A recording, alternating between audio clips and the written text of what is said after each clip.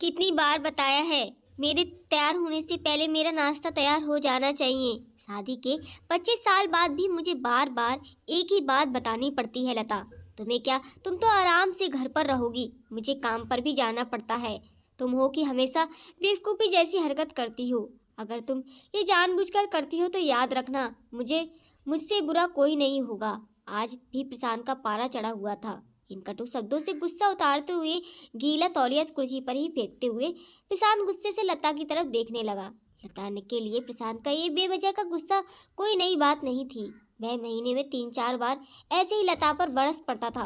पहले लता उसका विरोध किया करती थी, लेकिन जब कई सालों तक प्रशांत में कोई बदलाव नहीं दिखा तो लता ने खुद को ही बदल लिया।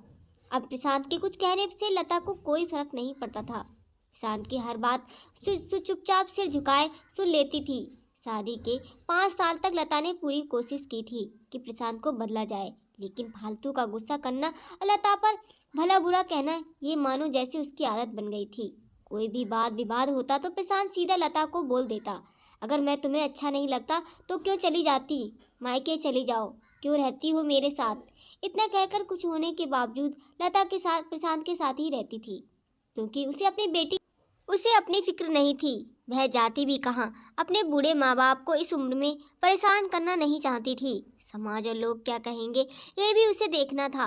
वह पढ़ी लिखी भी नहीं थी कि जाकर खुद नौकरी कर सके, इतना और अपनी बेटी का पालन पोषण कर सके। लता अपनी फिक्र नहीं थी, उसे फिक्र थी तो बस अपनी शादी लायक बेटी हो रही थी। लता नहीं चाहती थी उसका पति झगड़े की वजह से काव्या को डिस्टर्ब हो।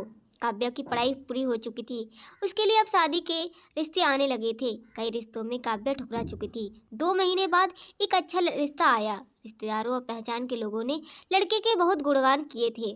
प्रशांत एक शाम अपनी बेटी के पास बैठकर उसे बताने लगा, काव्या बहुत अच्छा लड़का है, पढ़ा लिखा है, बड़ा घर है, बहुत अच्छी नौकरी है, ऐसे रिश्ते बार बार नहीं आते बेटा, इस बार मना मत करना। काव्या अपने पिता से बात नहीं करती थी, शायद डरती थी या शायद नफरत करती थी, लेकिन आज वो पूरी हिम्मत करके इकट्ठा कर कर बोली, मुझे शादी नहीं करनी पापा, मैं नौकरी करना चाहती हूँ, खुद अपने पैरों पर खड़ी होना चाहती हूँ। हाँ तो उसमें क्या बड़ी बात है, रोकेगा नहीं कोई, तुम शादी के बाद भी नौकरी कर सकती हो, वह तुम्हारी नौकरी के लिए परमिशन दे देगा।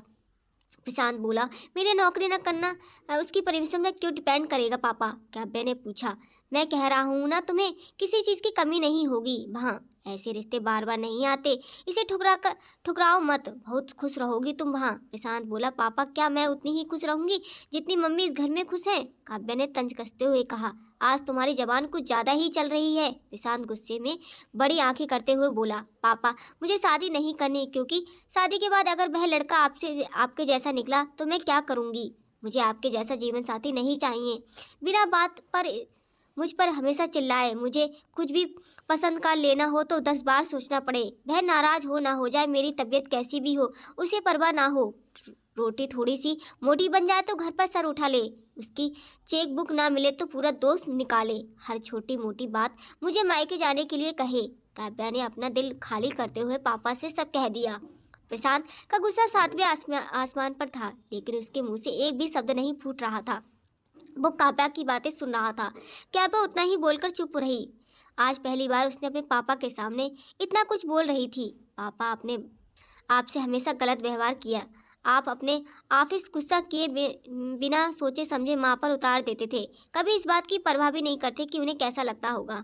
आपकी बातें सुन सुनकर माँ ने अपना स्वाभिमान भी खो दिया। प्रशांत आज पहली बार आपने किए पर बर्तावों पे महसूस कर पा रहा था। वो इतना भी बोल पाया, जो तुम्हारा मन हो वो करो, मैं इतना बुरा हूँ तो? काव्या प्रशांत का हाथ पकड़ा और बोली, पापा मुझे सिर्फ एक सवाल का जवाब दे दो, क्या आप चाहेंगे कि मेरा पति आपके जैसा हो? अगर आपका जवाब हाँ है तो कर दीजिए मेरा रिश्ता आज ही, और कहा तो मुझे आत्मनिर्भर बनने दीजिए। प्रशांत कुछ बोल ना पाया और वहाँ चुपचाप से बाहर चला गया।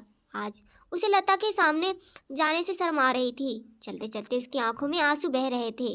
प्रशांत ने आज अपने आप को बदलने का निश्चय किया। अगले दिन लता ने अपने पति में काफ़ी बदलाव देखा। वह सोचने लगी, जो हिम्मत काव्या ने दिखाई वह हिम्मत अगर मैंने पहले ही दिखा देती होती तो शायद परिस्थिति कुछ और होती। अब काव्या पढ़ लिख कर अच्छी नौकरी करने लगी थी। 3 साल बाद उसके लिए एक अच्छा रिश्ता आया और उसकी विदाई कर प्रशांत बोला, बेटा तू हमेशा खुश रहेगी क्योंकि तेरा पति तेरे बाप जैसा नहीं है। प्रशांत की बात सुनकर लता और काव्या की आंखों में आंसू बहने लगे। दोस्तों, समाज औरतों को भले ही देवी का दर्जा दिया जाता हो, लेकिन ये स्वतंत्रता नहीं दी जाती जो उन्हें देनी चाहिए। चैनल को लाइक सब्सक्राइब कीजिएगा। धन्यवाद।